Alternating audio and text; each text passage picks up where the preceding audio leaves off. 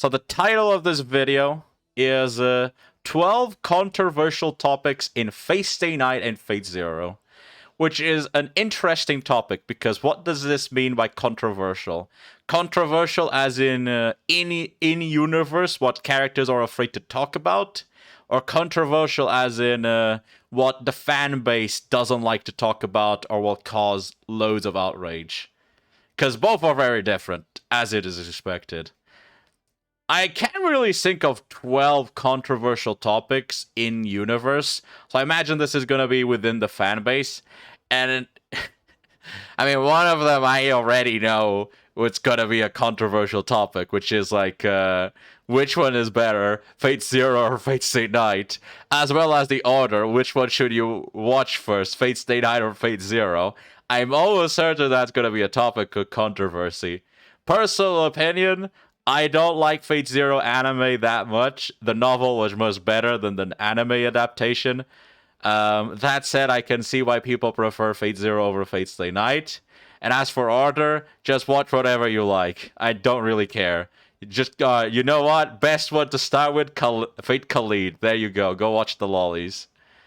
One of the greatest things about being in the fandom is that community aspect. The fact that you can get together with like-minded people, share your thoughts, and even bounce ideas that you might have not even considered if you didn't have those interactions. But there's always those certain topics in a community that fans just seem to be divided on no matter how many times they get brought up.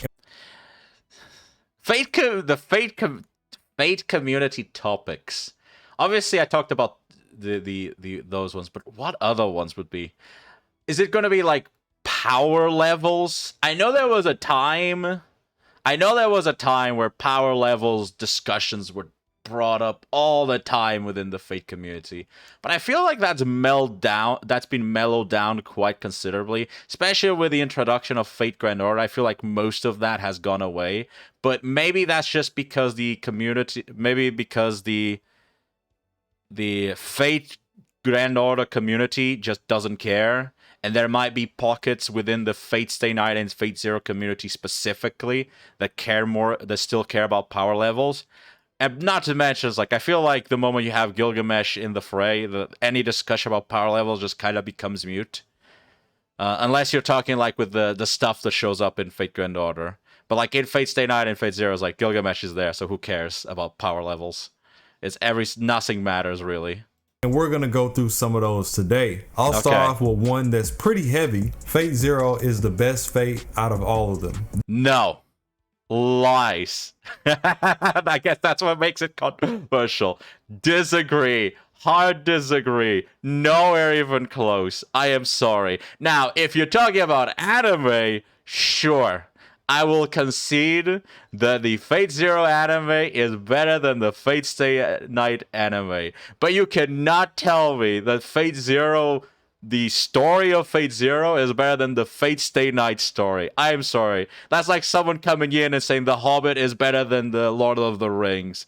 I don't care. There's no way that Fate Zero is better. You cannot tell me with a straight face that Fate Zero story is better than 3 whole stories that complement each other and fill each other up into a massive plot that is the Fate Stay Night visual novel.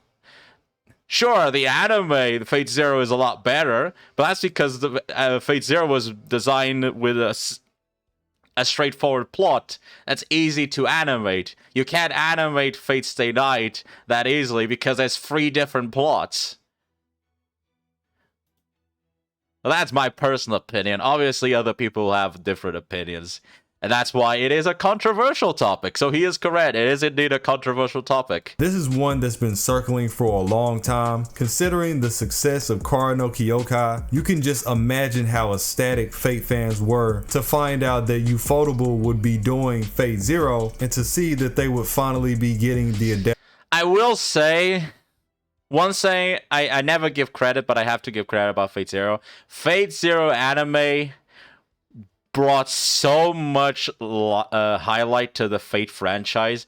I feel like before Fate Zero anime, Fate franchise was just mostly just a very niche thing, and Fate Zero helped the Fate franchise kind of reach a bit more mainstream audience, which is the reason why the Fate franchise nowadays has grown into what it is, right? Fate Grand Order made it mainstream, but before Fate Grand Order, Fate Zero helped it get a few steps ahead to reach the mainstream audience too. So, although I don't think the Fate Zero is better than Fate Stay Night, I do agree that Fate Zero anime was specially revolutionary for its time. At the time, there was just no anime with as good animation as Fate Zero, with as good writing as Fate Zero. Fate Zero really was a jewel at its time. It really stood out at the time. Adaptation that they deserve. However, this led many of the Fate newcomers at that time to Fate Zero being their introduction to the franchise. And so to see how great Fate Zero turned out as an adaptation after the fact, many people vouch that Fate Zero is the best there was, there is, and there ever will be to the end of time. No. In fact, I'll say this. There are stories in FGO that completely smash Fate Zero. Like, just plain and simple. There are stories, there are singularities, there are lost belts in Fate Grand Order that have a better script than Fate Zero. That isn't to say that Fate Zero is bad. Fate Zero is pretty good. You know, Fate Zero is top quality. But that is simply telling you just how good storytelling in Fate in general can reach. There are stories in Fate that really are mind-blowing. And yes, Fate Zero's kind of there, but it's not at the top. Nowhere close. And this caused a warp in between the fandom where the OG fans, the original Stay Night fans, started to label these supporters as secondaries. People... The Great Divide. I remember this time, man. I'll be honest, though. It was a time... I remember this time specifically because it was the time... I originally did not care about this, and I originally was just happy that Fate Zero existed. But man, did Fate Zero fans piss me off so much. Because it's not just that they claim that Fate Zero's the best, it's that they claim that everything else is trash. And that is the biggest reason why there was a divide between those two groups. It's not that the Fate Zero group was just going like, yeah, Fate Zero's the best. Because if that was the case, I think most people would have been fine. I mean, just look at FGO. Plenty of people have their own different opinions of which Lost Belts they think is the best and which stories they think are the best. And no one really cares, right? But the moment you start saying that, oh, you know, mine is the best and everyone else is the shit, you know, everyone else is garbage, that's where you're going to start having divide. And that's why the divide happened in the first place. Because for some reason, Fate Zero fans just had to go, mine is better and yours sucks. I was like, that was such a shit time, man. I remember that. That was so infuriating. And so what happened was, and I kind of became part of it too, I remember at the time, I was just saying Fate Zero was shit just to annoy them. Because they were annoying me by saying that everything else is shit. I was like, Jesus. Like, shut up. I don't care what you think about this. You're just a casual. Oh, God. I'm part of the problem. Oh, God. Who didn't enjoy the original Fate Stay Night content, be that the novel or the original not to mention, it was very fun to me to see people telling me how great Fate Zero was. Meanwhile, I had read the novel, so I knew exactly so I knew loads of stuff that I hated about Fate Zero animation because it just, well, technically speaking, they couldn't animate it well. Such as Tokiomi being a one-dimensional character in the anime. Meanwhile, in the books, he is one of the most fascinating characters in the story. You know, but you know, details. Why would you let details ruin your fun? Fate Stay Night anime, or people that would watch Fate Zero and they would watch literally nothing else. They wouldn't try anything else. And even if they did try it, they would say that it... Yeah, but that's fine. I don't actually think that that's an issue. I think it's perfectly fine for someone to watch I don't like the idea that because I have watched a piece of media, I am now obligated to watch every other piece of media that is related to it. I think that is an absurd idea to have. So I don't think people that watch Fate Zero are obligated to watch Fate Stay Night or to go for the novel or whatever. I don't think that is that is a ridiculous statement. However, I think it is stupid when those same people only watch Fate Zero. They say they don't watch anything else. They say it's the best, and then they start trashing everything else as being the worst. That is the crux of the problem. It's not that they only watched Phase Zero and didn't watch anything else. It's that they only watched Phase Zero, didn't watch anything else, and proceeded to trash talk everything that wasn't Fate Zero. That was the issue. And that is the part that really made me mad about that part of the community. Luckily, that's kind of moved on because most people have forgotten about it or have just, I don't know, gotten into other shows. But my god, was that an annoying part of of not just the Fate community, but anime community as a whole. Because Fate Zero people were not just trashing Fate Stay Night. That's the insane part. Fate Zero people were trashing everything at the time. It was insane. The amount of just people that were, I don't know, I guess sucking Fate Zero's PP. They were like, this delicious, delectable pee-pee of Fate Zero. Delicious. None other pee-pee is equal to it. It wouldn't match up to the caliber of quality that Fate Zero put out. These supporters usually don't like FGO or anything about it. They don't like Apocrypha. They don't like FGO. Sure, whatever. I've grown to. At the time I was much younger, and so this part would probably annoy me. I'm too old to care about this anymore. I just like whatever. You don't like it, okay. That's it. Just okay. And they don't like Stay Night. For a long time, Zero has been known for its interesting characters, its questions about philosophy. Interesting characters. You mean Iskander? Well, that's it. That's not a. Okay, now I'm just being petty. No, Fate Zero does have its interesting characters. The problem is more that there are so many just specifically to the anime. I personally think the novel is fantastic. Kiritsugu, Kirei, and Tokiomi are so interesting in Iskander 2, but specifically Tokiomi, Kiritsugu, and Kirei are very fascinating characters in the novel. Multi-layer, they're because they're very inner. The way that they are written is basically just interlogue. They have loads of thoughts, and you're kind of going through what's going through their mind. And so it's really interesting to see how they work, how they react to stuff, how they respond to stuff. It's very interesting.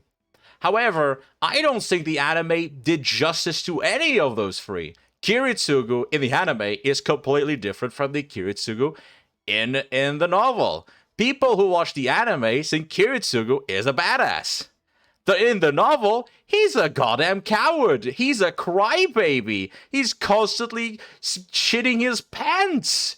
He's pathetic. That's the whole point about Kiritsugu. Is that he is a pathetic person. And that's what makes him interesting. Whereas in the anime, it's just like this cold machine that just everything is calculated and all according to keikaku, which technically is part of who he is. He is a good schemer, and he does know how to shut down his not shut down his emotions, but he knows how to hide them. But inside, he's like this very pathetic and cowardly man, and that's the point of the story. It's kind of just to explore like this person that wants to be a hero, but very clearly does not behave or think like a hero. And Kiritsugu is also very Kirei is also very interesting. I think the anime did a little bit of justice, mostly because you have the dialogues between him and Gilgamesh. And so I think Kirei was fine, but Tokiomi was done dirty in the anime. Oh my god, Tokiomi is basically just one dimensional in the anime. He's just a shit. He's just a shit father figure that has no idea what's happening. That just threw Sakura into a hellhole because why not? Whereas in the novel, you learn that no, like he knows exactly what is going on, he knows the risks, and he is fully aware that Sakura's probably going through hell. But even that hell is better than staying at his home. Like it's a very fascinating take. Now, I agree or not with him? I don't. I think he should have sent Sakura to that hellhole. But that's an entirely different. Topic, right? At the end of the day, I think Tokiomi was probably the character that got done dirty the most by the anime. Which is funny because in the novel, the how do you say it in English? The e-books, you know, the ones that you can download and you hear the narrator talk and tell you the story. Like in the Fate Zero novel version of that, the narrator is Tokiomi, so you're hearing Tokiomi basically tell you the story, which immediately should tell you how much Tokiomi is important for the story. Because if you think about it, if it wasn't for Tokiomi, Kariya, Kirei, as well as who was it also? But at least Kirei and Kariya would have never joined the war. So Tokiomi by himself is responsible for 2 other participants joining the war. But I think you know what? I'm just gonna move on. I'm staying too much on this topic. I guess it really is one of the most controversial topics, which is goddamn Fate Zero fans are annoying. The dark elements and being able to weave so many things at one time while still keeping it consistent and thorough to what the story is actually about. And because of that, many people of the series wouldn't give other parts of Fate or Type Moon a chance because... By the way, Fate Zero is not even that dark. Like, it's not even that dark. The people who say Fate Zero is dark are just... I can't say these words, but... they're very naive if they think Fate Zero is dark. I also like the novel. Okay, the novel has some pretty edgy stuff, but like remove Sakura out of the picture, which was borrowed but from Fate Stay Night, and remove the duo, for the caster duo, and all the darkness of the show is gone. I mean, technically, you could say that Kiritsugu is a little bit dark, but he's not really that dark. He's a bit more on the realism than it is dark. But, you know, details. Now they believe that's what Fate is all about, when really it was merely just an aspect of Fate the entire time. But they never would have known that because they never took the time to familiarize themselves with the original work. They find everything else in the verse lackluster, and their opinions come off as superficial to the other side of the fandom because they are superficial, because even their opinions about Fate Zero are stupid and wrong. There, I said it. Arguments about maturity or the lack of philosophical concepts shouldn't break their ability to consume something else, especially considering that they are there. It's just not as spelt out. For the next one, we have one that you could say is equally as bad, but I would call infinitely worse. And that is, who is the best out of the 3 main... Is this still a controversy? I mean... I don't feel like this is a controversy anymore. I remember, so this was before Fate Zero. There was such a massive war between the communities, but more specifically, it was against Sakura. So you had like Saber fans and you had Rin fans, and they could kind of work with each other. But boy, Sakura was trashed so much. I remember that people hated Sakura so much. I to this day don't know why that happened. I have some theories as to why it happened, why part of the community just gained this hatred for Sakura for some reason, which it's complicated, but I remember that was about it. And I think that over time they just kind of died off because more people got introduced to Fate, and they didn't have the reaction that small group had with Sakura, and they were fine. Also, Evansville came out, and people were fine. I don't think there's that much of a war with who's the best heroine. Like, I don't think there's that much of... I feel like that was more like in the initial stages of Fate, and I feel like that's died out consistently. But again, I could be wrong, and maybe this is like not like controversial topics of like today, but more like throughout time. In which case, yeah, this is a pretty one. But it's not really like who's... but it's not really like a war between all three of these heroines. It's more like Saber and Rin versus Sakura, because that's what I remember the most. Like, Rin and Saber fans were fine with each other, but they could not stand Sakura fans. And as a result, Sakura fans could not stand the other fans because the other fans were constantly dunking on them. As for which ones are the best, I mean, I guess this is opinion. I personally think Saber is very boring as a character. I know that immediately is going to get me hatred, and I think both Sakura and Rin are far superior in terms of a main a true female main character. Yeah, I think those two fit that role a lot better. Saber feels a lot more like a mentor character than she does a female main character. She does, like, yes, technically they fall in love with each other, but the relationship between Shiro and Saber feels more like a pupil with a senior, like a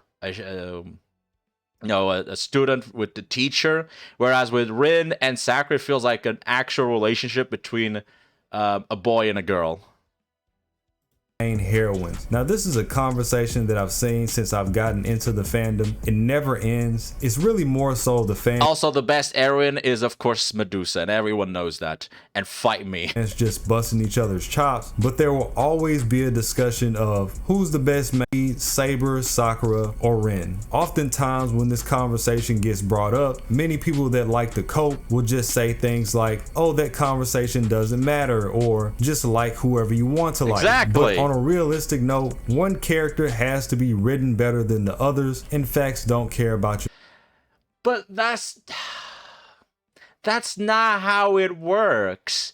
That is assuming the literature is objective, which, while technically there are rules in literature that if you don't follow, you will end up with a subpar storytelling.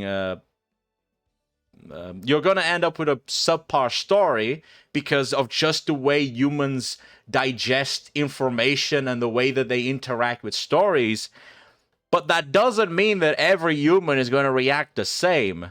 I feel like a very good example.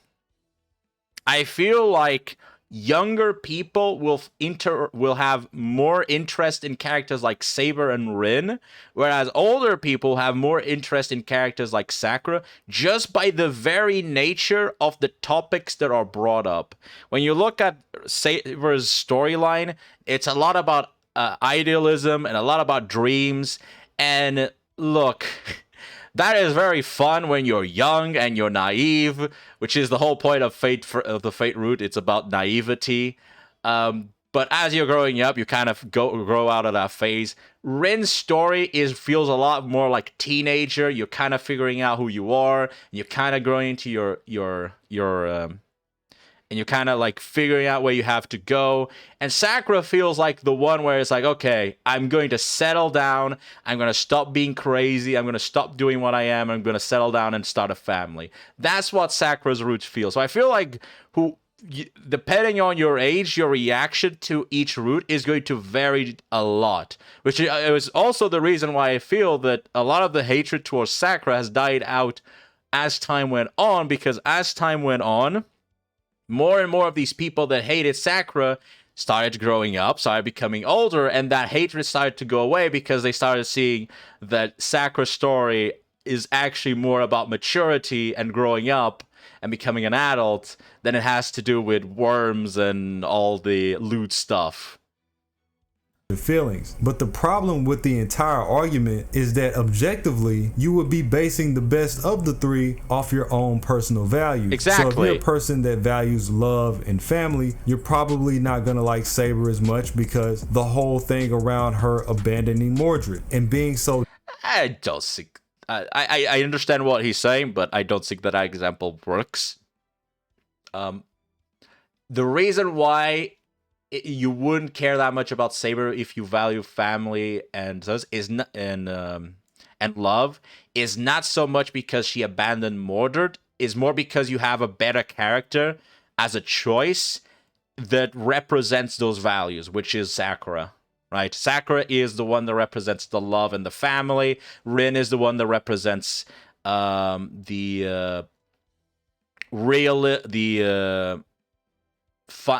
what's the word? I guess it would be, making your own path, choosing your own path, responsibility, and no, not responsibility, like choosing your own path and whatnot, growing up, essentially becoming, getting out of teenager.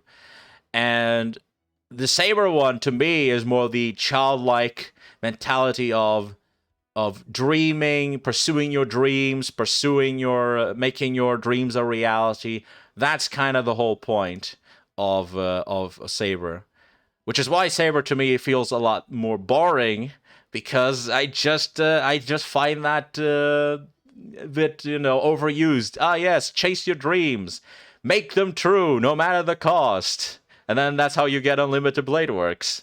Dead focused on her goals. If you're the type of person that likes a character that's more involved, you're probably not gonna like Sakura as much, because majority of her story revolves around that not being accessible to her, and that's a huge point in her background.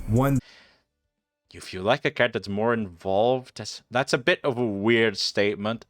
I kind of see what he's saying, because the one thing about Sakura is that her route feels a bit off, just because of the fact that she's just not involved in the other two routes, and then she's just kind of like all over the place in her story.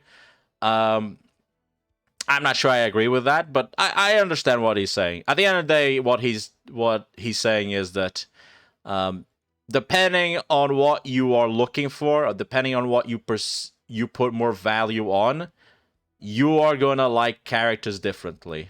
And yeah, that's basic. That's better said than what I did.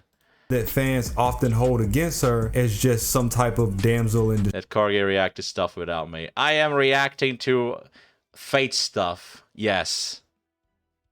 If you're the type of person that likes the underdog, you might not like Rin as much, because the foundation of her character was set up around her sister being sacrificed in order for her to succeed. I don't know about that one. I don't know about that whole underdog. I like underdogs, and I'm fine with Rin. I feel like the whole underdog is more to do with the main character than it has to do with side characters. But yes, I understand. I mean, technically speaking, I do like the one I like the most is Sakura, and I do like underdogs, so I guess he's not wrong. Just understand that while Rin didn't start from the typical scratch bottom, she had things like money and connections taken care of. She did grow up without a mom, a father, and a sister, and she was raised by a psychopath. So it wasn't exactly a cakewalk either. You have to understand that people will compare Saber, Sakura, and Rin until the end of time. They will compare their pseudo servants. They will compare their outfits. The pseudo servants. For clearly pseudo servants, Jorgiguel is by far the best one. I mean, Kama is also good though. I like Jorgiguel and Kama for different reasons. I guess that would be the best way. If I were, we're not gonna go there. But I like both Kama and Jorgiguel. Of the Saber faces, I don't really care that many about their personalities. Maybe Castoria, but I don't know her personality yet. I haven't reached that part of the story. Sig is still best Fate protagonist. Ah yes, the cotboard, of course.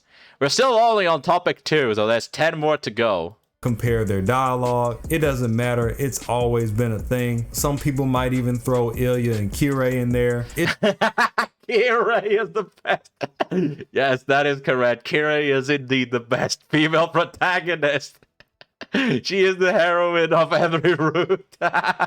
It's just one of those things in the fandom that just have priest. to be. It's integral to being a Fate fan. Realistically, there is no right answer. It's just who you relate to. Realistically, the best everyone knows this. Realistically, the best female protagonist is Taiga.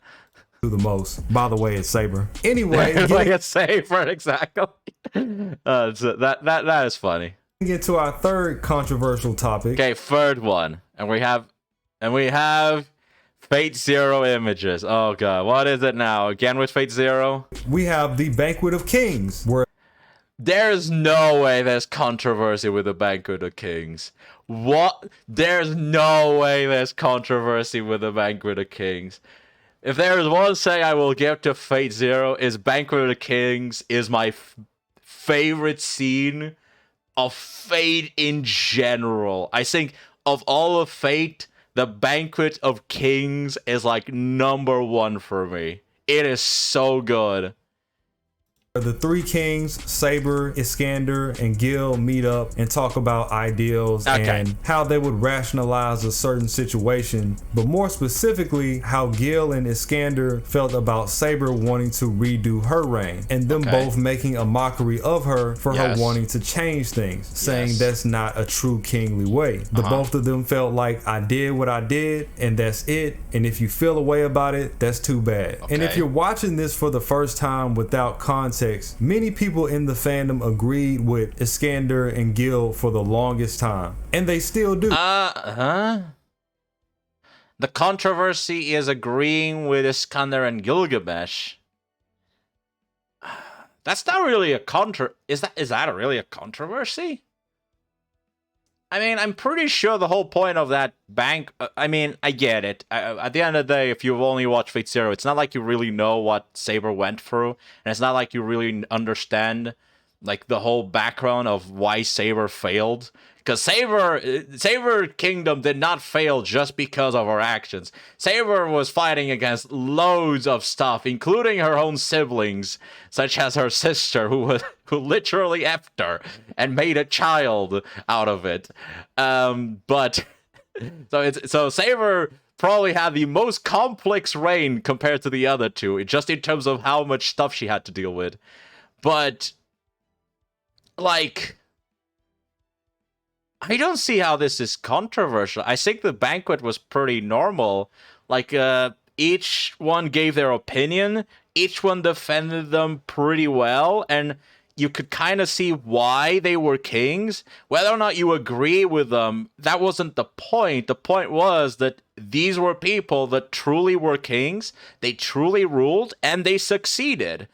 I mean, it doesn't matter. The whole point about Iskander's speech to Saber is that Iskander is telling her to her face, like, stop regretting.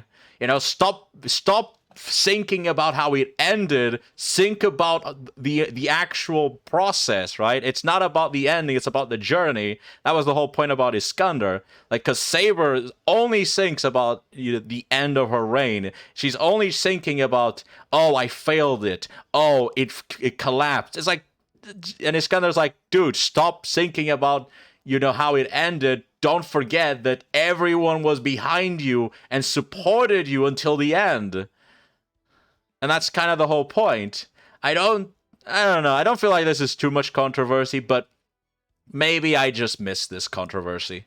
But as you further familiarize yourself with the background of Saber and how things really went down in Camelot, you'll realize that they aren't qualified to speak on Saber's experience. Exactly, because again, Saber's reign is way more complex than whatever Gilgamesh and Iskander was dealing. Iskander was just dealing with wars, which both Gilgamesh and Saber were dealing with.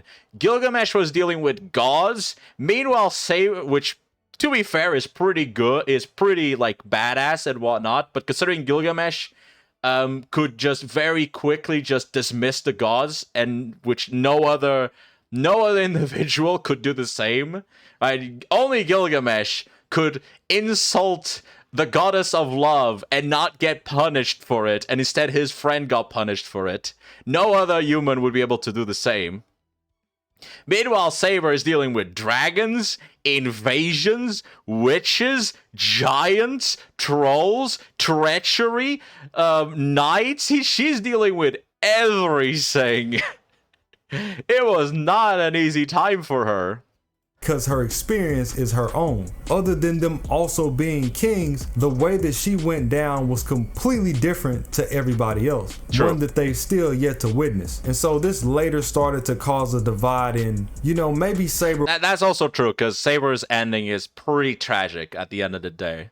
Because at the end of the day, basically Saber just loses everything. And, like, the way the knights die one after another is kind of saddening. There was a time where I read a little bit about Arthurian legend, and the way the knights just go down one after another, like so quickly, is so disheartening for King Arthur. It's such a just oh shit moment, you know, when everything just starts collapsing. Because it's not like in other stories where it's like like slowly people will die throughout the story. In the Arthurian legends, it's like just a roller coaster. It just, you reach that point right at the top, and then out of nowhere it just fall down a cliff. Everyone just starts dying, and the entire kingdom is on fire. Was right in her own way, but the narrative really tries to push the idea that she's wrong. It really doesn't give her a foundation for the... Also, it's important to note, I'm pretty sure Urabuchi has admitted that he kind of bullied Saber in the story. I'm pretty sure he's admitted that he bullied Saber in the story.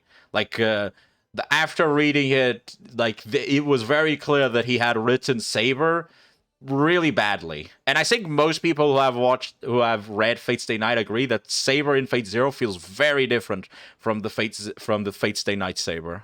Conversation being neutral, it more so comes off as Gil and Iskander just dogpiling her. But yes, that is what it feels like. The Banquet of Kings at the end of the day is Iskander and Gilgamesh just trash talking Saber. Still an incredible scene regardless. Exactly. It's just that still now one of the best many scenes. people find the way that it was written to be unjust. For our fourth topic here, we have the conversation. But I can see, again, Saber in Fate Stay Night feels very different from the one in Fate Zero. In Fate Stay Night, Saber probably would have defended really well against Iskander and would have dealt with his criticism really well. But the one in Fate Zero just doesn't know what to do, and she just flumbers. And I think that's why people might have complained about that, because that is one point that I don't like about Fate Zero. It's how some characters feel very different, such as Saber. About Kariya. Now, initially getting into Fate Zero, Kariya stands for a lot of good things. Wait, Kariya is another controversial topic.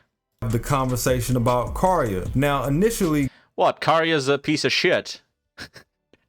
Everyone knows that.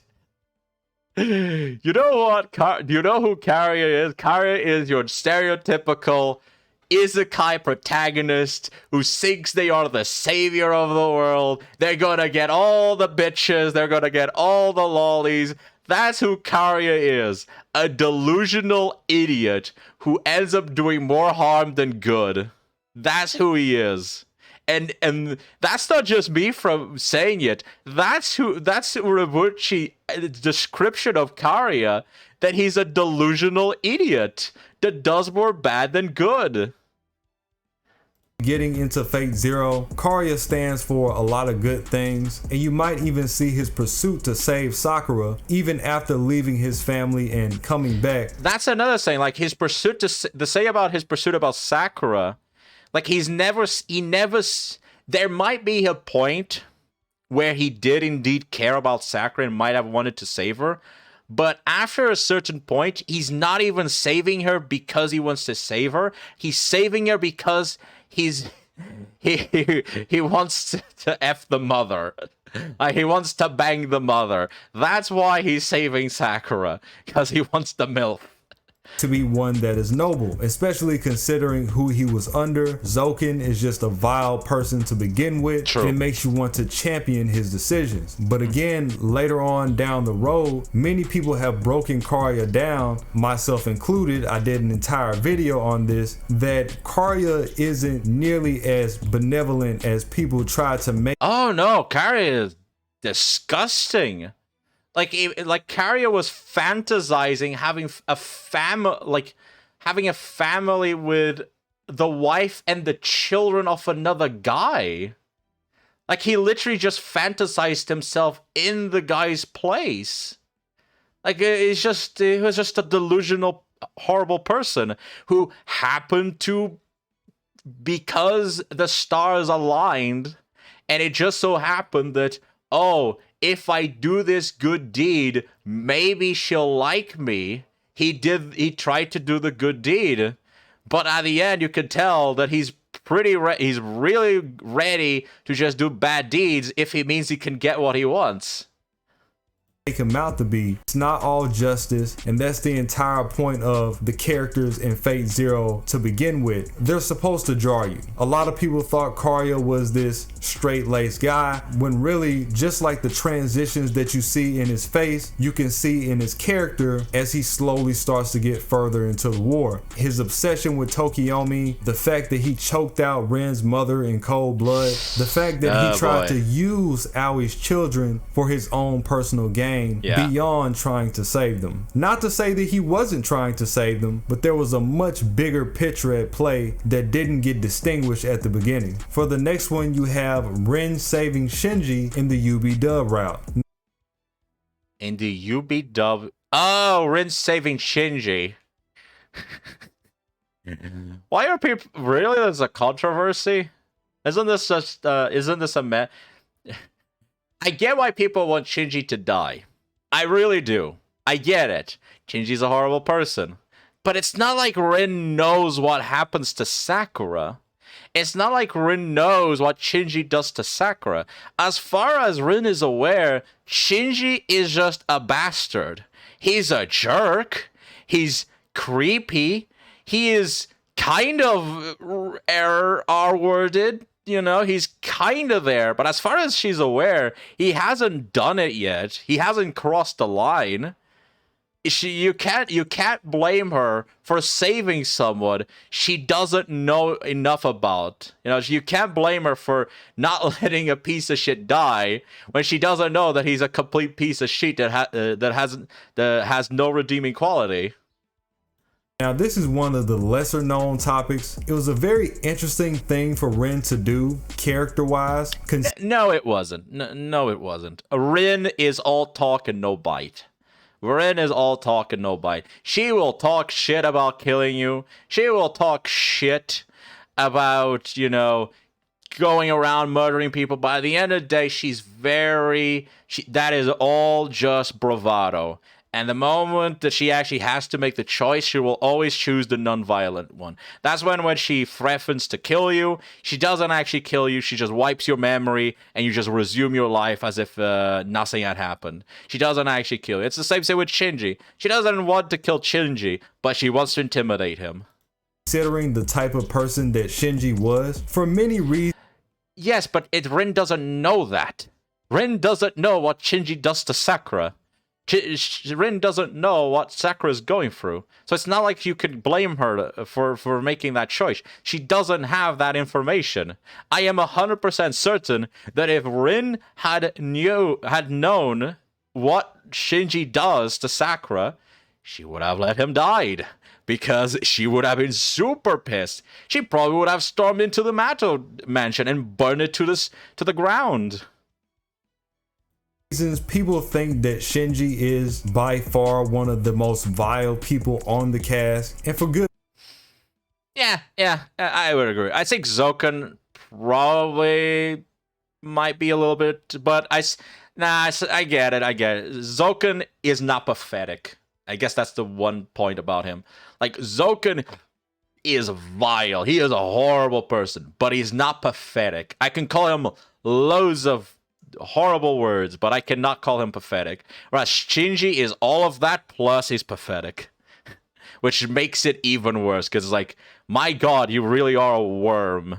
Reason. So for many, it was really off-putting to see that she would still save him when in that very same route, he tried to take advantage of her against her will. Yes, but Rin is better than him. And that's the point.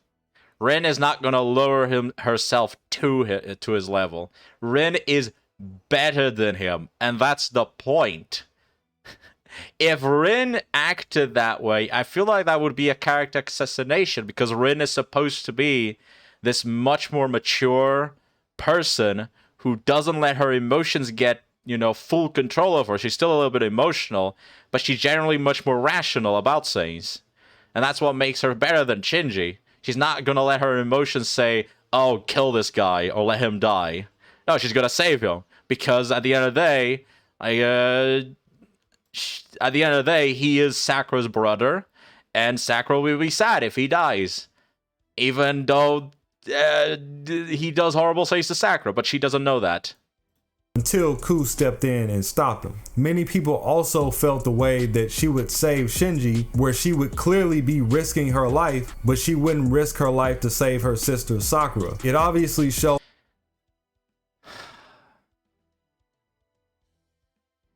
Save her when exactly are we talking? What specific moment are we talking about saving Sakura?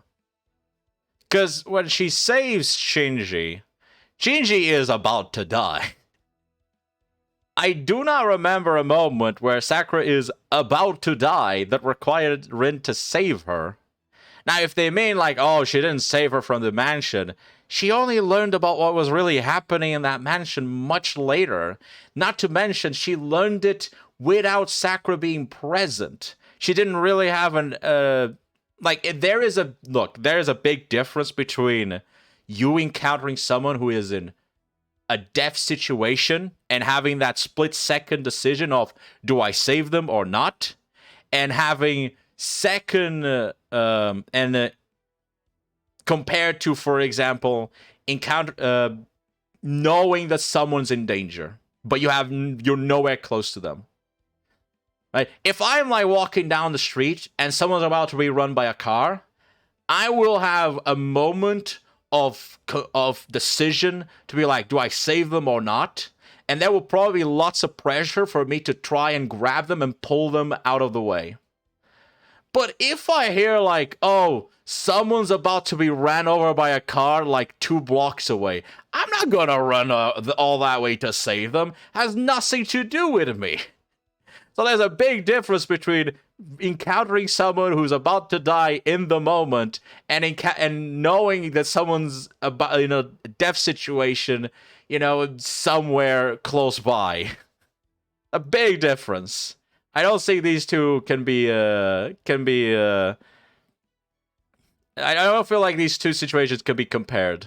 That Rin isn't a bad person, considering that she's willing to save even the most devilish of existence if he's in trouble right in front of her face. But she does have her own flaws that she admits to many times in the story itself. For our next topic, you have the scene where Gil took out Ilya. He had his fight with Heracles, and once he was finished, he actually used one of his swords to slice out both of Ilya's eyes and blind her, and then take her core to use. Why is this a controversy? What? Oh, hold on. What's the controversy here? Yeah, Gilgamesh is a piece of shit. He's a jerk. Especially the Fate Stay Night version, because he's contaminated by the Grail. He's much more volatile. So yes, he tortured her before he killed her. Yes. As a foundation for summoning the Greater Grail. Again, super back and forth on opinions. I've seen such a bad person. Why does he always do this? And again, once you familiarize yourself more with the content, you'll realize that Ilya isn't nearly as vulnerable as the story makes her out to be. For one, what does that have to do with anything? At the end of the day, Gil did it because Gil didn't like Ilya. Gil did it because he saw Ilya and it was like, a homunculus. No, not even a homunculus. A half-breed homunculus. Disgusting. Kill it. Like, that was what Gilgamesh was doing. It has nothing to do with whether or not Ilya was a danger. Ilya could do nothing to Gilgamesh. She suffered that because Gilgamesh didn't like her. That's simple as that. she has this younger appearance, so it makes it look like he's doing it to somebody of youth, when really Ilya is older than Shiro. The other things are that the more you look at content like... I don't feel like Ilya being older than Shiro is relevant. Again, the only reason... this is how people react to you. Shut up. I say the only reason why Gilgamesh did that is because Gilgamesh didn't like Ilya. And this is brought up multiple times in spin-offs where both of them are present, like comedy spin-offs like Carnival Phantasm, where very clearly you can tell there's a dynamic between Ilya and Gilgamesh, and it's not a good one. This is a review. No, it's not a review. I'm reacting to a video. The bad ends where you have... This is a... I'll post the link again. Yeah. This is a video called... 12 controversial topics in Fate Stay Night and Fate Zero. So only Fate Stay Night and Fate Zero. So, oh god. Oh god, I see the... straight up flattening... She regenerates her, so behead her first and oh god, yes, I remember this. Look. The visual novel also had its moments of edginess, okay? Look, different times. Out Shiro's legs and turning him into a doll. That was so cool. The first bad ending of Fate Zero. You get your body is smacked into a 2D form, and Helia just rips off your head and keeps you your living head in her room as decoration. That bad ending still haunts me to this day. It still haunts me how that is a bad ending, but it is so good. Oh man, Ilya is the true heroine. Also, thank you for the stretch and the hydrate.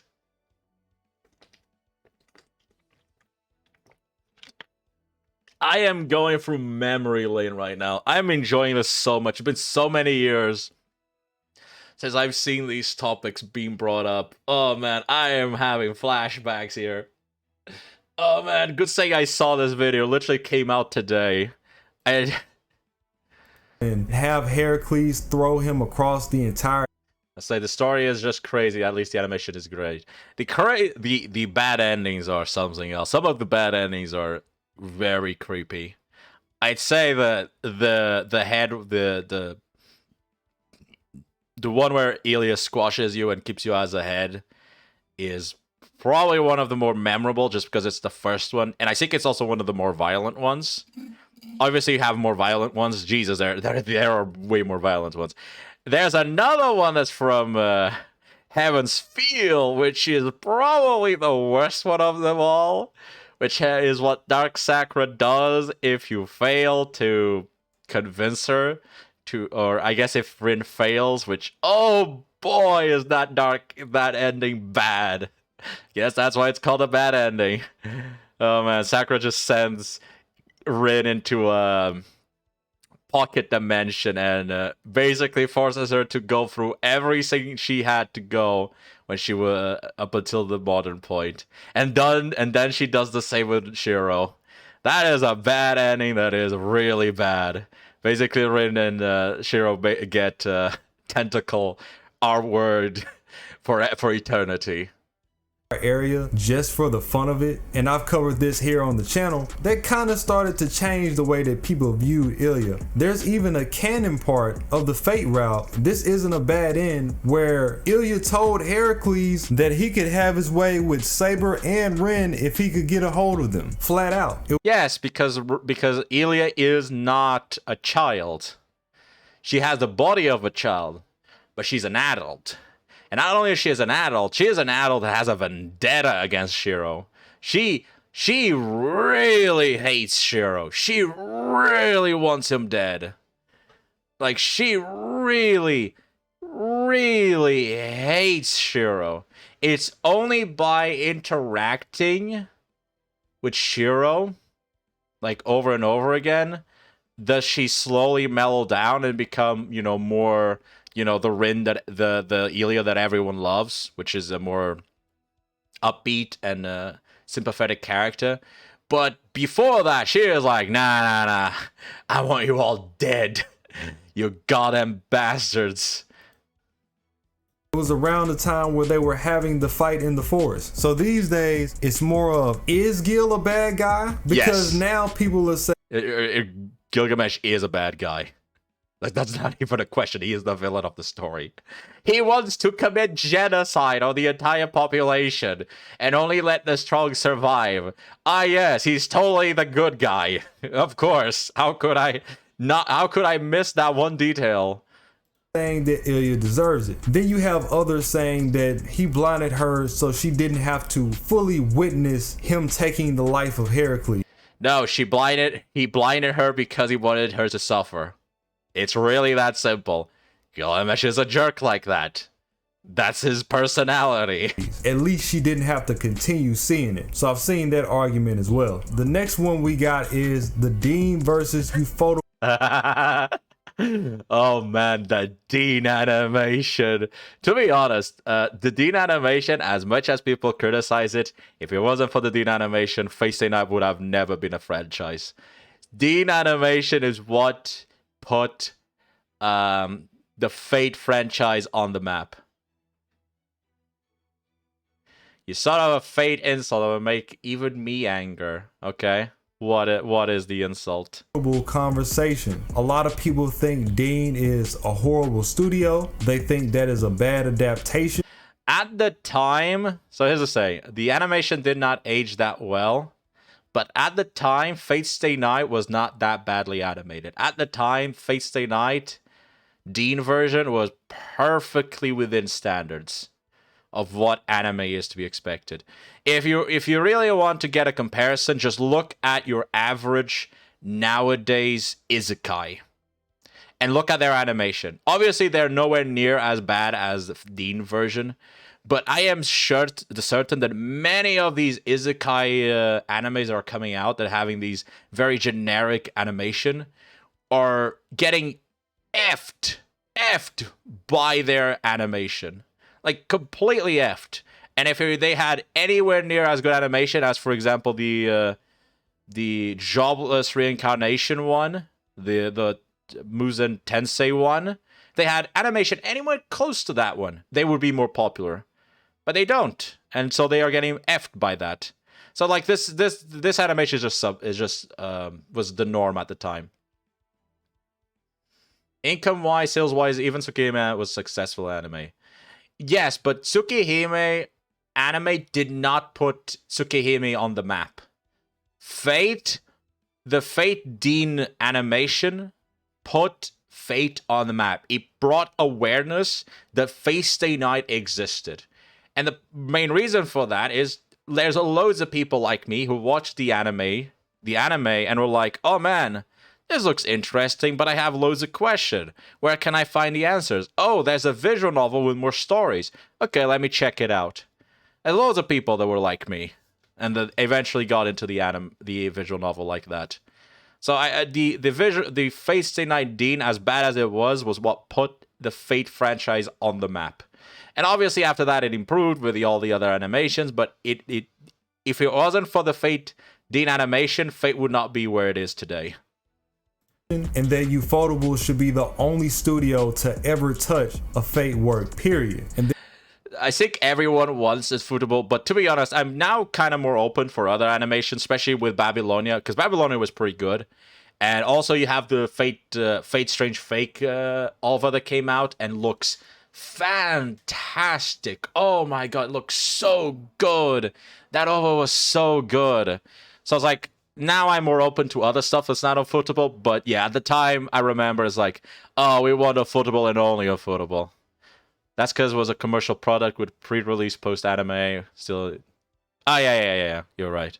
Then later on down the line, you can see with things like Babylonia that it is very possible for other studios to get a hold of Fate content and do a great job. So, yeah, like the biggest issue that Fate has as a product to animate is the action, right? Is the action. Fate Grand Order is a good example of it because every single episode of Fate Grand Order has an action scene, and that is mind blowing for your average anime to have enough. But because action scenes cost the most to animate, they are the hardest to animate. They cost the most, and Fate requires so many action scenes to work. So, they are expensive. Had 3 action scenes in episode 1. Babylon had an action scene every episode minimum. Obviously, it had more sometimes, but that was the pinnacle of it. You know, I was like, and the reason why Ufotable is preferred is because Ufotable cuts a lot of corners thanks to the fact that they use 3D. They use 3D animation to the backgrounds and whatnot, so they can cut a lot of corners that allows them to better fund their basically their budget towards the scenes that matter. And that's why they are able to do like the works of art that you see in Demon Slayer. Because if you like, for example, that is the Demon Slayer's first episode of the most recent season, which is mostly just an animated background, a 3D background with characters walking around and talking. But it looked phenomenal.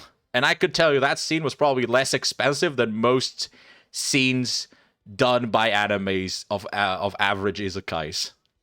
When it comes to Deen, I can't speak on the UB-Dub movie because holy. But when it comes to the show, I am of the camp that the Deen adaptation wasn't even all that bad, especially for the time that it came out. The only bad part was the CGI dragon. That was like, oh god, what is this?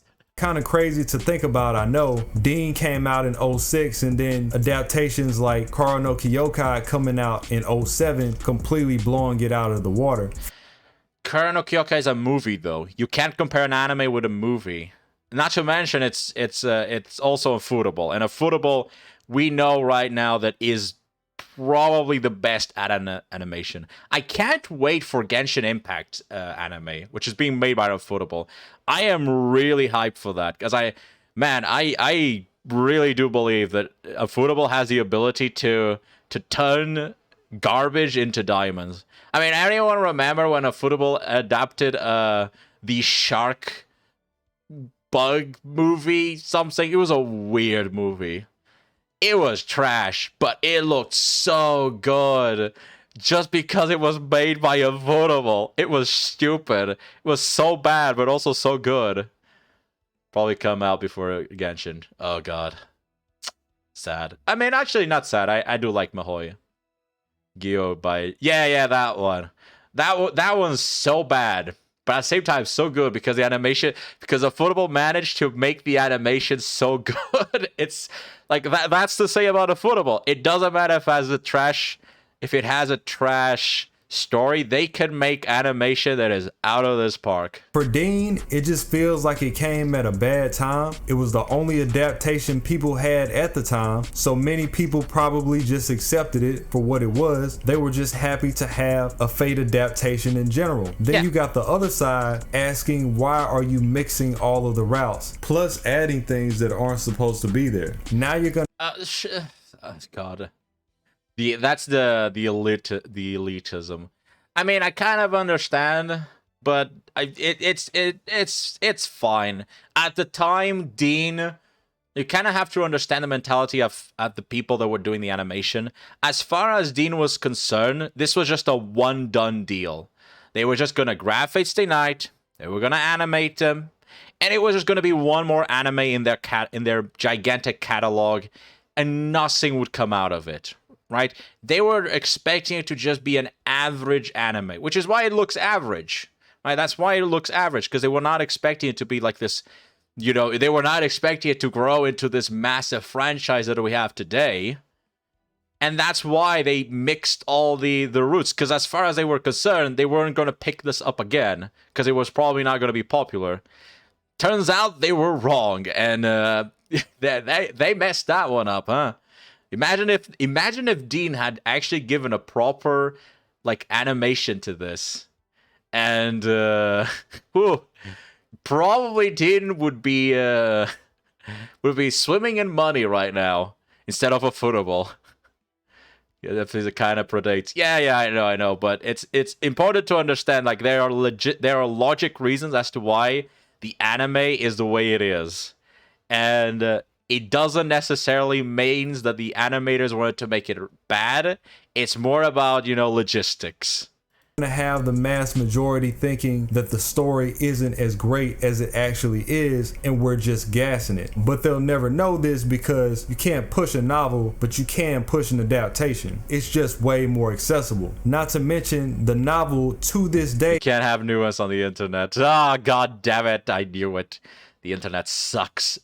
Never came to the West anyway. As far as Ufotable goes, there's a lot of people that think the studio is super flash over substance at times. And people love flashes. That's why fireworks exist. What kind of... Oh man, I think water is only... People only like water because it hydrates. Well, no shit, Sherlock. Yes. The reason why Ufotable is good because they're flashy. That's the whole point of animation, is to be flashy. Oh my god, dumb people, man. And while it does aesthetically look amazing, that kind of detracts from the story as well. I myself love the fight of Shiro versus Gil in the Deen adaptation. No. You cannot tell me it's a good fight. I'm sorry. No. If you think that fight is good, you are delusional. You are actually coping. You let go of Deen's dick. Come on. Let go of Deen's dick. You need to clean it before you start goggling it. One of the only things I like from the movie, because it seems like an actual fight. And then in Ufotable, it kind of seems like a bunch of flashes and explosion and Oh man, look at this fight. He's swinging left, swinging right. He's screaming his shonen scream. Ah! Was just standing there. At least in Deen, he tried to fight back. Oh yes, the fight where the background moves instead of them moving. Oh yeah, perfect. Things like that, in that regard, it was just way better. A lot of people admit that they can see the differences in the choreography between Fate Zero and Fate Stay Night. If you know. Yes, that's actually one thing I also noticed. The choreography between Fate Zero and Fate Stay Night is so different. That's also because of the writing style. If you look at Ufotable's writing style, he has a much more realistic approach to how combat works. That's why the entire, like, when you look at, Dearmon Deen versus Saber, it's just it literally feels like a fight about skill. Both are trying to match each other's step. Both are trying to predict what the other one's going to do. They're trying to outsmart each other. And in Fate Stay Night, it's not so much about skill as it is about just who has the most broken ability and who can spam it the most. So fights in Fate Stay Night are a lot more flashy and a lot more... noble phantom dependent, whereas in Fate Stay Night, they're more dependent on what each individual is doing. Because in Fate Zero, rarely do the servants actually pull out their noble phantoms. In Fate Stay Night, noble phantoms are being pulled all the time. And that's kind of the point. It's very they have very different writing styles. Notice and you pay attention, the way the choreography happens in the scenes are totally different direct. Not to mention that a lot of fights in Fate Stay Night are more ideology fights. A perfect example is Archer versus Shiro. That fight makes no sense. It is just two guys swinging swords at each other. That's literally what the fight is. But it is one of the best fights because of how much, like, it is an ideology fight where it's not just two guys swinging swords at each other. It's two guys literally screaming at each other, going like, my ideal is better. No, your ideal is wrong. No, mine is right. Yours is wrong. That kind of that is why it's good. And so a lot of the fights in Fate Zero and Fate Stay Night are more about ideals than they are about the actual choreography. That isn't to say that there aren't a few good ones in choreography. A good example of that is the bad ending where Shiro kills. Well, technically he doesn't kill. He dies to Saber Alter. That one's probably one of the best ones in terms of choreography. the rematch of Lancer and Archer is also pretty good and has pretty good choreography, in my opinion. I'm talking about the visual novel, not the anime. But yeah, I think overall most fights in Fate Stay Night are more about flashiness and who has the better Noble Phantom than who has the better skill. Because at the end of the day, there's only so much you can do before the Noble Phantom just tells you to F off. Fate Stay Night is kind of in your face and upbeat. Yes. Fate Zero is real slow and well thought out. Yes. Not to say that either one is better. That has to do with Urabuchi's writing style, and Urabuchi is just... I would say Urabuchi is better at writing fighting styles than Natsu. That's just a reality. Natsu is more... I don't know if he probably has improved significantly, but Natsu is more about dialogue and ideologies than he is about combat. But they each have their own flavor to them, and you never know what you're gonna get. I will say the choreography did get a lot better by the time that Heaven's Field came out, though. Oh yeah, like Heaven's Field choreography is mind-blowing. That Saber Alter versus Berserker is so good, as well as Medusa versus Saber Alter. For our next topic, we have one that's... Phase Zero started because I asked Bucci about guns, which evolved into you, right? Could you finally say which evolved? No. If I remember correctly, the reason why... So it's kind of funny about Urabuchi, because the thing about Urabuchi at the time was, Urabuchi was going through a bad phase in his life. He was kind of depressed. He didn't really have any... This is what I read. I might be wrong. But he was kind of depressed. He was going through a bad phase of his life. He didn't really have that much creativity at the time. He kind of had a writer block. And he didn't really have any idea. And so he was kind of, as you know, he and Natsu kind of friends.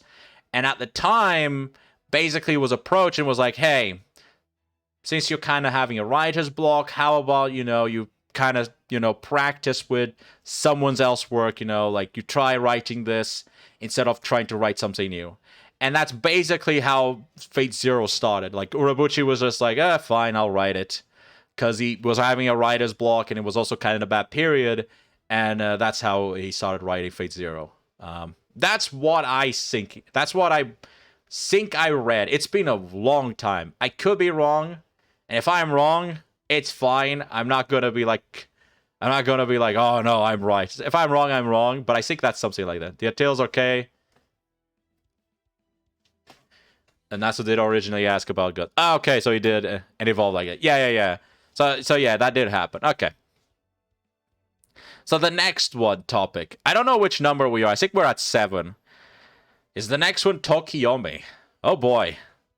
Is it what I said about how Tokiomi is a one-dimensional character in the anime, whereas in the novel he's one of the most important characters in the story?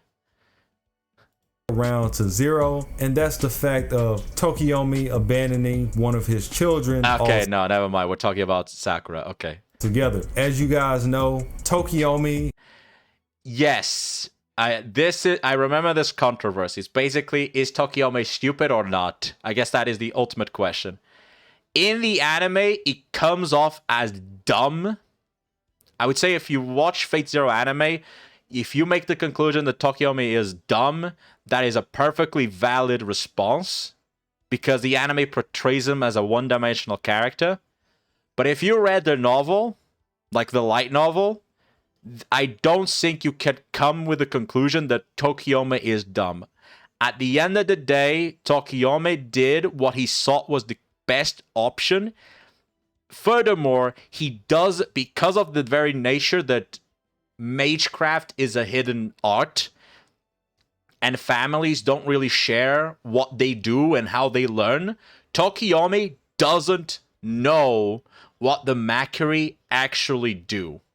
He doesn't know the process of learning magecraft in that family.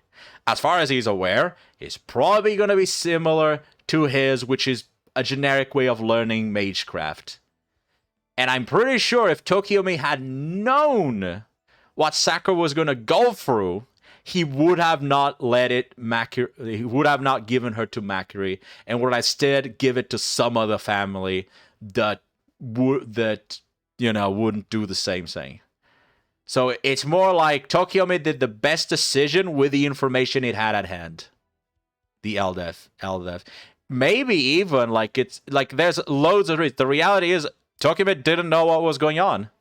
If he knew, he probably wouldn't have allowed it, because the reason why it's stated. Okay. Because as far as I'm aware, Tokiomi really did care about Sakura. He really did send her there with the best intentions. He just didn't know that they were going to do that. Like, a very good example of this is, like, there are some stories of how parents will leave their children with, like, uncles, right? And the uncles do horrible things to those children, right? Things that we shall not talk about. It's not the parents' fault for having left their children with the uncles, because as far as the parents expected, the uncle was a family member that they could trust. So they left the children there thinking they were safe. So you can't really blame the parents for leaving the children with the uncle that did horrible things to them. And it's kind of the same situation here. Tokiomi left Sakura with the Makri because he thought that they would treat her well and would make her the next heir, and she basically would just become, you know, an independent adult. He did not know that they were going to torture her and treat her the way they did.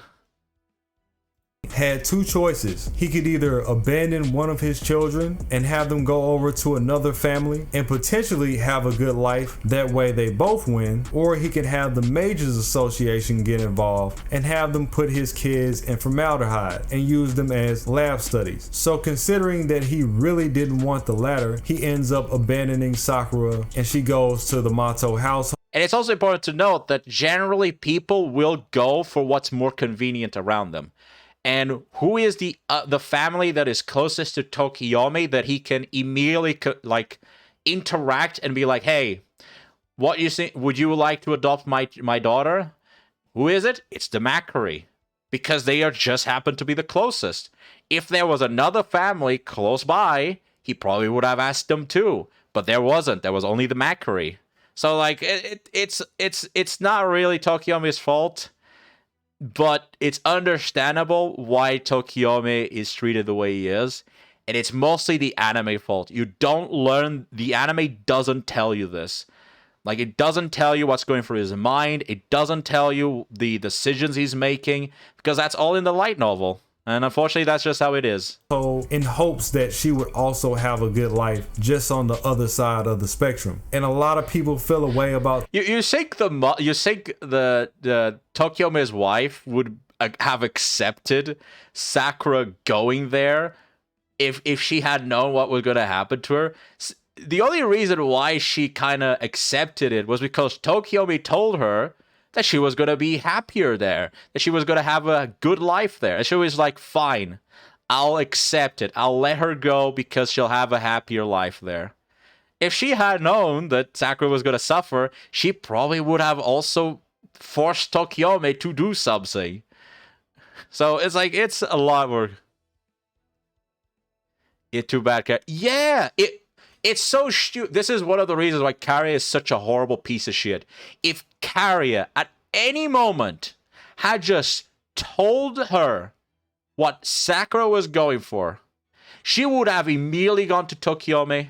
Tokiomi would have gone guns blazing into the Makri family and burned it into the ground. But of course, Kariya is too much of a delusional piece of shit to do anything of good, and everything must be self-serving. Tokiomi for this, saying he's a horrible father, when in his eyes, he literally... Zoken would probably win. Doesn't Tokiomi... Would Zoken win? Probably, actually. Probably, yeah, Zoken would probably win. But at least he would try. And that's what matters. He did the best thing he possibly could from a mage's point of view. Now, when you first see him do this, you might think Tokiomi is the worst father you could possibly meet in the Nasuverse. But you'll come to find that as you start to take in more Fate material, things like case files. Zoken is heroic spirit level. I mean, Angry Maya is heroic spirit level, and regular people can kill him. So, like, being heroic spirit level doesn't mean that you're super powerful. There's loads of heroic spirits that get one-shotted by mages. Angry Maya is one of them. Matahari is another one. Any of the offers is another one. So, Zoka knew Perseus and Da Vinci and stuff. It doesn't really matter. He's not Helsinki is equal. Perseus is not a fighter, and neither is Da Vinci, though. So, again, you're talking about servants that are not exactly fighters. So, it's not. I don't know if Zoken would have been able to deal with an angry token. Tsukihime, Tokiomi is sadly on the better side of the parents. It can get way worse, and it's not even close. So in these discussions, that's one. Wait, hold on. Hold on. Was the argument for Tokiomi is that there's worse parents in Fate? Was that the argument? Point of view. Now, when you first see him do this, you might think Tokiomi is the worst father you could possibly meet in the Nasaverse. But you'll come to find that as you start to take in more Fate material, things like case files, Tsukihime, Tokiomi is sadly on the better side of the parents. That is such a bad argument. Tokiomi is not a bad father. He is as much a bad father as any father who's left their children with people they trust, and those children then suffered greatly from those people they trusted. You cannot blame Tokiomi for leaving Sakura to the Makiri when he believed the Makiri would treat her well. You cannot blame Tokiomi for that. The only one to blame here, the only one that you can really point your finger and be, you fucked up, is Kariya. Because he had multiple choices, multiple times, multiple opportunities to just be like, dude, your daughter is going through hell right now. And she never did it because it didn't help him get that MILF that he wanted.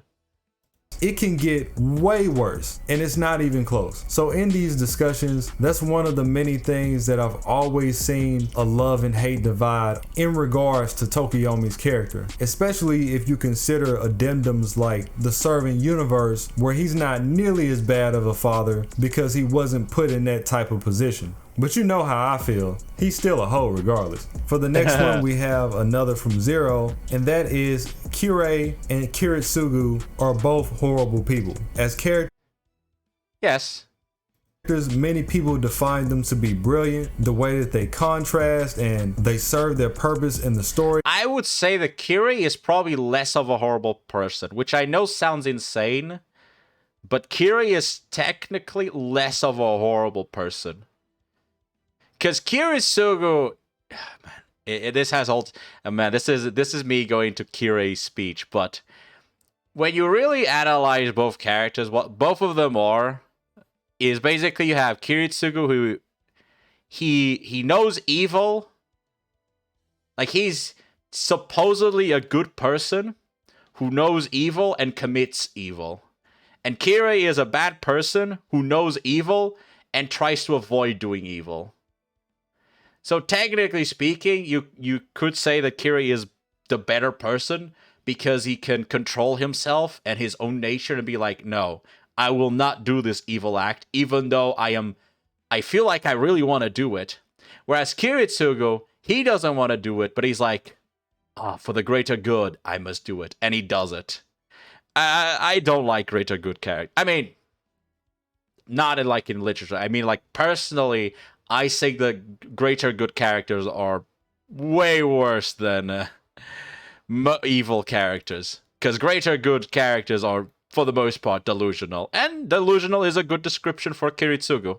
Really well, but it's said that even if you consider the fact, you can't overlook how many bad things they've done. Like the ends don't justify the means. All the people Kiritsugu has taken out in cold blood just to fuel his dream. The fact that Kirei is a natural born psychopath, so he never had a chance to feel empathy. Yes, but he's a natural born psychopath that try to control himself. And that is the most interesting part about Kirei. That's why Kirei helps you. Right? Kirei is the devil that can do good deeds. That is what Kirei is. Kirei is a devil. He will 99% of the times do horrible things. But 1% of the time, he's going to do good deeds. And that is what's impressive, because he is a natural-born psychopathic killer that tries not to do psychopathic stuff. Until, Gilgamesh throws a wrench into that.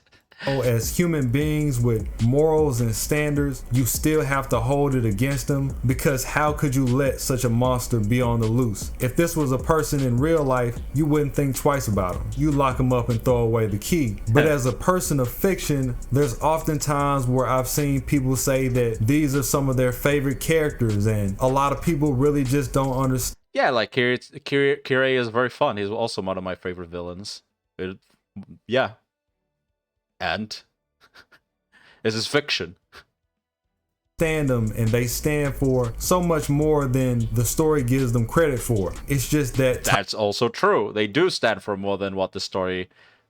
I mean, technically, the story says it, right? Kirei stands for the concept of nurture versus nature.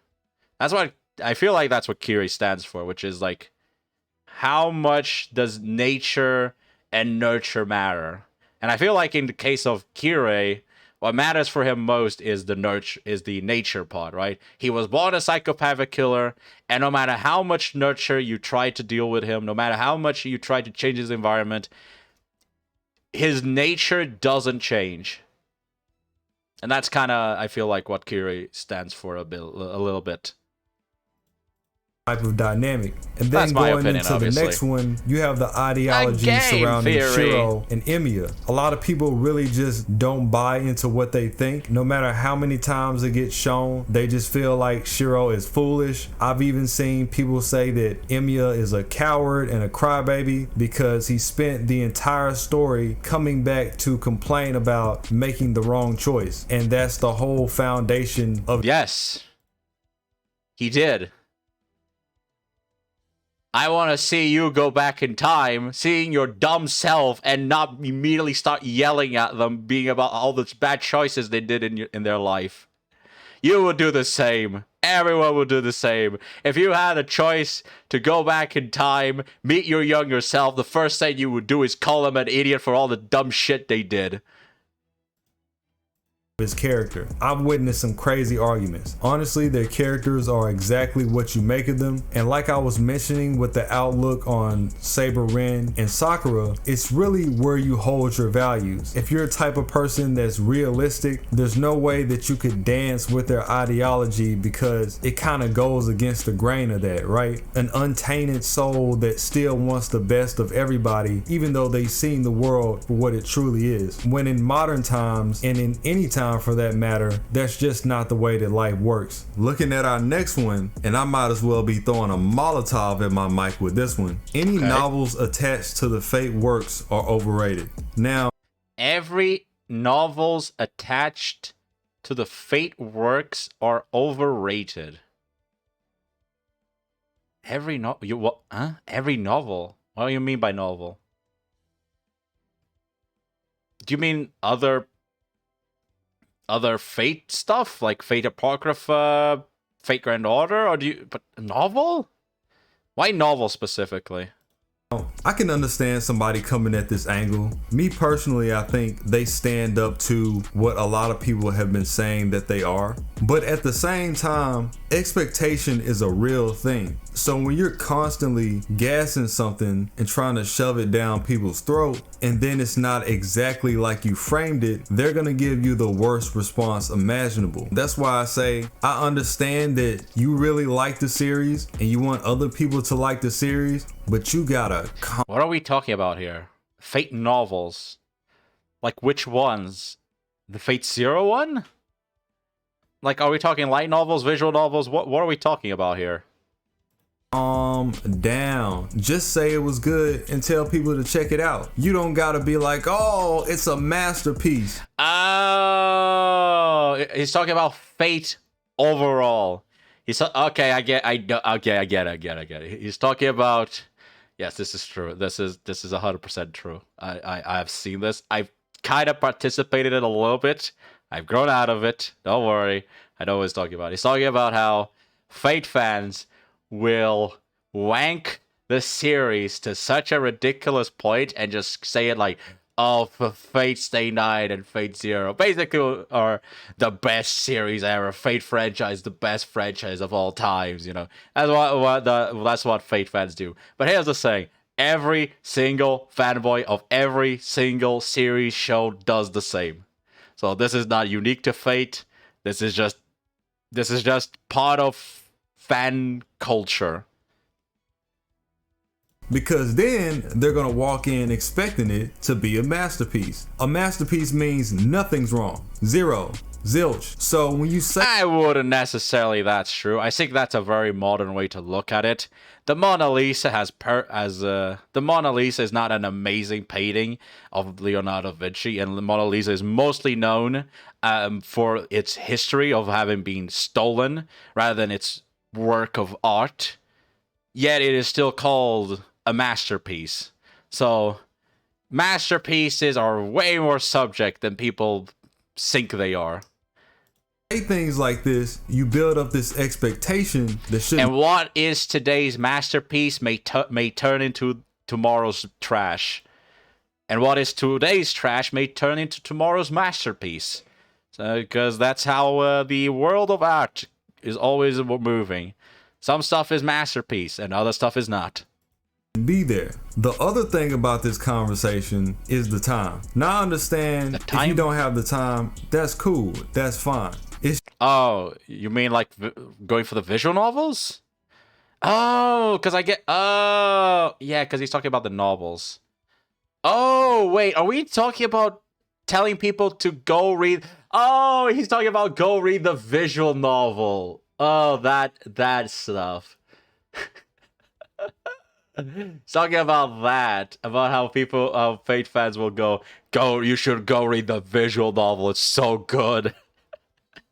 Have I said that before? I think I've said that a few times, but I don't think I've said it that many times. I think most of the times what I did was I would find people, I would talk about how great Fate is, and if they showed interest, I'd be like, hey, are you interested in reading visual novels? And if they said yes, I'd give them links to totally legal, I would give them legal links to get Fate Stay Night. Totally legitimately legal. For legal reasons, it was all legal. Moving on.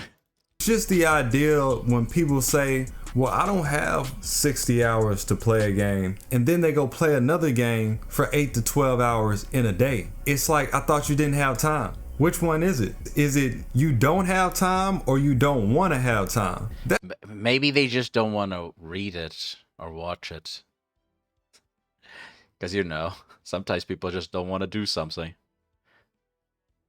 They're not obligated to give you their time.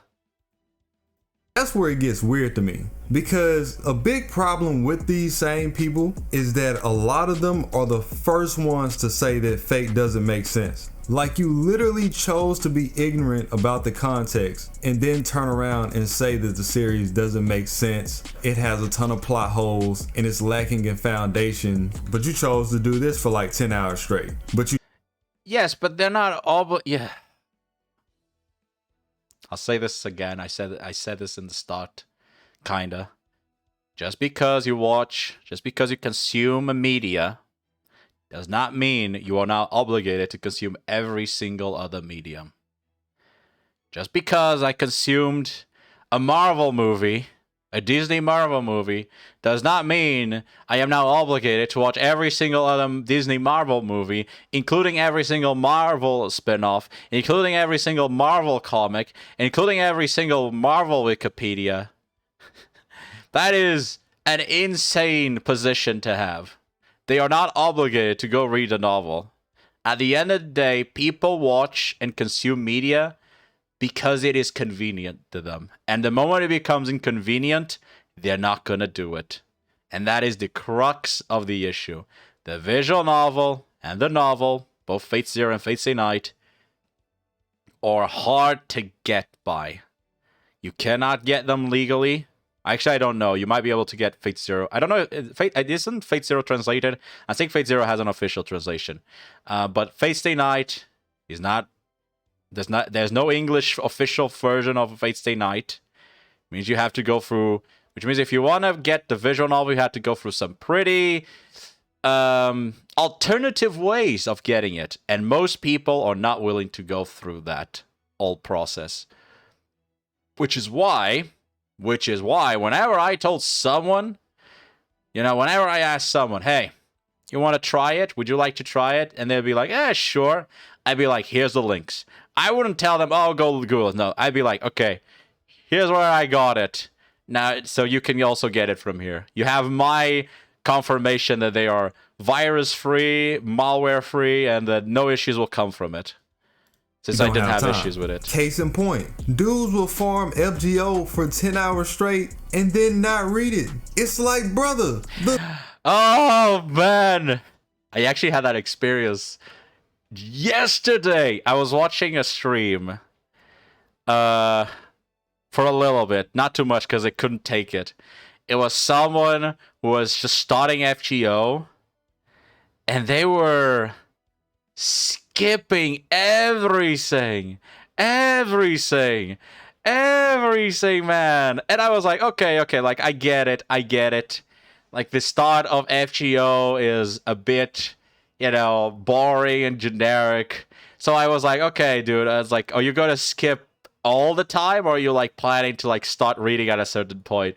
And the guy's like, oh, well, if people like enough, if there's enough views, I'll maybe start reading. I'll create like an alternative account and go the story again from that account. And I'm like, what? I mean, I don't understand those people. I could understand you now wanting to download a visual novel or wanting to read a book. I cannot understand you grabbing a story-heavy game and then just skipping everything. That I don't understand. It's like you are literally only doing 20% of the game. Okay. The story is right there. Oh, I can't be bothered. I mean, but at the same time, at the end of the day, people can do whatever they want, right? Again, people... I don't really like to police people, how people should consume what they want to consume. But, as I normally say, like, if you don't like those type of people, just don't interact with them. I was watching that stream, and once I realized that the person was not gonna be reading anything, and I would not be seeing his reaction to the story, I kind of just tuned off and went away from that stream, because that was not what I was interested in. Reading it, I got way too much to do. You just farm for 600 minutes. You can't have that much to do. When you farm, you... Also, lol, farming. Imagining having to farm in FGO. I wouldn't know what that is. You literally do nothing but the same thing over and over again. But actually going through the story, preposterous. I've always found that to be hilarious. And then finally, you have Shiro's decision in... Finally, this is the last one. Oh, the Shiro's decision in Heaven's Feel. Yeah, I know this controversy. There's actually one of the reasons why people hated Sakura and why there was so much controversy between the three heroines. Heaven's Feel. Now, there's a bunch of choices that are necessary to be made throughout the story, but most of the bigger choices come towards the end in that route. And one of those is allowing Sakura to live. Oftentimes, you'll hear people say Shiro is foolish for doing this. Why would you let her live knowing... Well, you let her live because if you don't, you die. Wow. I know. Who would have thunk it, huh? maybe you let her live, because if you don't, you fucking die. Wow, that's such a hard decision to make. Why would I ever let her live? Wow, you don't even get to kill her. You dumb idiots. Oh man, I've heard that argument. It's such a stupid argument because it's not even, it's like they didn't, it's like they never even played the game. I guess they came from the movie. Yeah, they probably came, I assume they came from the movie. And if they didn't, I doubt they played the actual visual novel. Because in the visual novel, here's what happens. You get inside the room. You got that knife. You're ready to stab Sakura. And if you choose to drop that knife, sure, you are going to hit. I think you do hit her, right? I do think you actually stab her. But now you have two problems. One, Sakura's immortal. She ain't gonna die. So, good luck with that. And two, Ryder's in the room and she just saw what you did to Sakura. Yeah, you're dead. Wow, why did Shiro let her live? Well, there you go, that's why. Oh my god. And obviously this is metagaming, and technically speaking, and, you know, Shiro did not let her live because he would have died otherwise. Shiro let her live because of other reasons. Mainly being because he loved Sakura. And, you know, love is compelling. When you love someone, you don't want to hurt them. You know, unless you're a psychopath. And what she'll become. You even had the scene where Kirei exposed that Sakura is in part getting a kick out of getting her revenge. Yeah. Why does everybody cut her loose just because of the background? They are. So this is something that happened. You can actually see this in real life a lot. If you go look at murderers, right? Murderers around the world that have a mother, for example, you will find most of the times, despite the fact that the mother knows that the murderers have killed people and are horrible people, the mothers still defend their child. And the reason for that is, when you love someone, you are able to ignore their flaws. And that is what Shiro did with Sakura. Shiro was able to ignore Sakura's flaws and all the bad stuff and baggage she's carrying because he loved her. There you go. It's as simple as that. Of course, I imagine lots of people don't understand that because they've never been in love. Understandable claims. The way the story frames it, it's just hard to rationalize giving up on somebody when they're right in front. Imagine rationalizing love. That is like the most insane sentence to do. Rationalizing love. Like, I can understand trying to put like a scientific method of like pheromones and hormones and all that and what's going on in your brain, but like trying to rationalize how our brain how our mentality and consciousness works when we are fascinated with someone is I think a foolish attempt, and is not going to work out. Of you, especially if you grew up with them or they raised you. We've had this conversation in Discord. It got real heavy, where one of my guys were saying I wouldn't hesitate to put Sakura down, and you would be dead if you did that. Congratulations, you played yourself. Like, yeah, but what if this is a person you love? He immediately said, I'd still do it. Well, first of all, you never ask someone, well, what if this was someone you loved, right? Because first of all, you don't know if they have someone you love. That you first have to start is there someone you hold dear in your life? That's the first question you have. Because probably if you say someone, you ask them, well, what if it was someone you love? Maybe they don't have someone they love. You're talking with people on the internet. They're most likely, and they're, not to mention, they're Fate fans, so they're already not well in their heads if they like Fate. So they probably don't have anyone they love. So you have to start, is there anyone or something that you love, like a pet or something? Will you be able to put it down? Because I could guarantee you a lot more people will probably have hesitation there. Because putting down pets, a good example is with pets, because putting down pets is fucking devastating, man. That stuff breaks people. Like when something bad happens to your pet, and your vet is like, the only solution is to put them down, is so bad, man. And I know, like, pets and people are different, but it's like you kind of have to understand that. But the reason why I'm doing this comparison is because a lot of these people don't have people they care about in their life. I mean, it's okay. Maybe I'm being a bit mean here. It's not that they don't have people they care about. It's more that they probably are not aware that they care about them.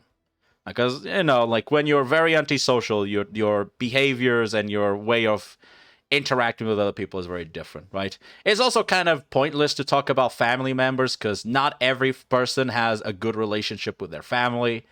And not every family member is equal. So some people will have better relationships with certain family members, not with everyone. So bringing family members is not always going to work. By the end of the day, the point that you have to make is love is blinding and love is irrational.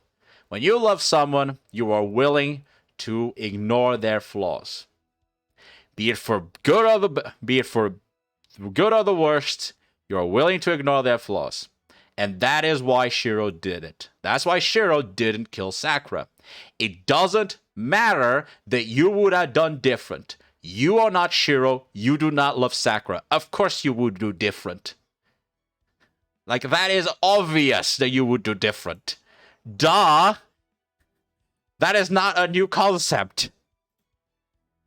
It would probably be harder if you have somebody in your immediate family that's strung out all of a sudden. That's not something that you want to do to them. It's again, I think bringing family members, I understand why, because most of the time your average person is probably going to have a good relationship with their family members, but not everyone's going to have good relationship with their family members.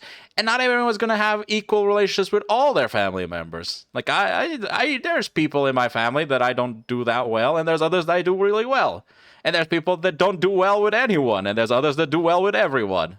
That's just how it is. I think bringing family members is kind of a trap, because you can get yourself caught in. And it's best to just go like, okay, do you have anyone...